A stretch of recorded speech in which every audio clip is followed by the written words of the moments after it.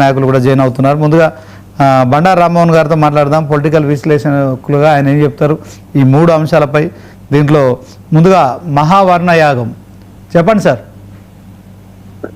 శ్రీనివాస్ గారు, మీకు మిత్రులు వెంకటరెడ్డి గారికి, రామ్మూర్తి గారికి, అట్లాగే రాబోయే టీఆర్ఎస్ మిగతా వాళ్ళకి నమస్కారం. 99 ప్రేక్షకులకు కూడా. మొదలు వర్ణ యాగం గురించి మాట్లాడుతున్నాను. నేనైతే హేతువాదిని, మంత్రాల చింతకాలు లాంటి అని అనుకోలేదు.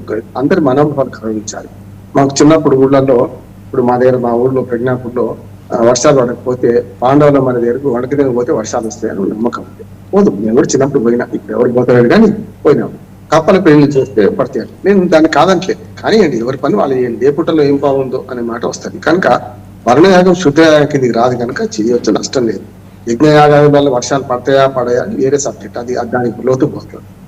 కానీ ముస్లిం పాలకుడైన నిజాం కూడా ఒకనాడు 1908లో హైదరాబాదు మొత్తం వరద చెత్తి వేలాది మంది చనిపోయి, అట్లాగే లక్షలాది మంది మనకు ఆస్తి నష్టం, లక్షలాది ఆస్తి నష్టం జరిగితే ఆయన కూడా ప్రజల మనోభావాన్ని గౌరవించి వారు గంగమ్మ తల్లి శాంతించారు. గంగమ్మ అంటే మూసీ నదిని, మనం గంగ అంటే నీళ్ళని గంగ అంటాం. శాంతించు అని చీరే సారే పసుపు కుంకుమ స్వయంగా ఆయన వెళ్ళి పిలిచారట.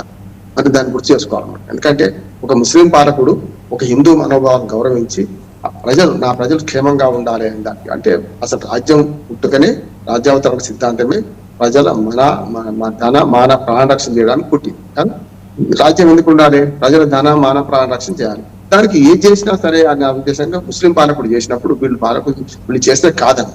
కానీ మొన్నటిదాకా క్షుద్ర పూజలు వ్యతిరేకించి ఇట్లా తెలంగాణలో వర్షాలు పడకుండా చేసిన వాళ్ళు అని చెప్పి మీరు కూడా క్షుద్ర పూజలు చేస్తారా? చేసి ఏమన్నా, లేకపోతే వాళ్ళ క్షుద్ర పూజలు భరించలేకనే వర్షాలు పడుతున్నాయా? పడ్డాయి కదా ఈ మధ్యన. అయినా బట్టి మనకు ఉత్తర తెలంగాణ మొత్తం వరదలు పారుతున్నాయి, చూస్తున్నాం.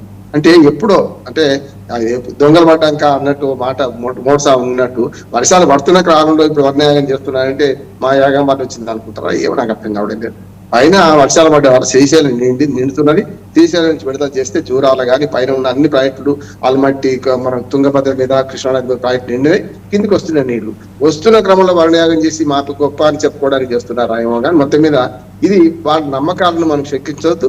ప్రభుత్వం చేయాల్సిన పని పాలకులుగా ఇద్దరు కూడా, నీటి శాఖ మంత్రి, ఇటు పక్క ముఖ్యమంత్రి ప్రజల సంక్షేమం చేస్తే నేను తప్పు పట్టను.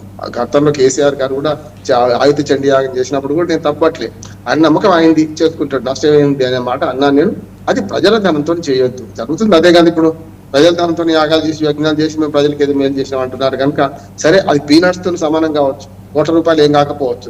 కానీ ఈ యజ్ఞ యాగాదులలో వర్షాలు పడతాయా పక్కన పెట్టి ఇప్పటికైనా సరే మొత్తం మీద రాష్ట్రం సుభిక్షంగా ఉండాలని కోరుకుంటున్నాను. మంచిది అంటున్నాను.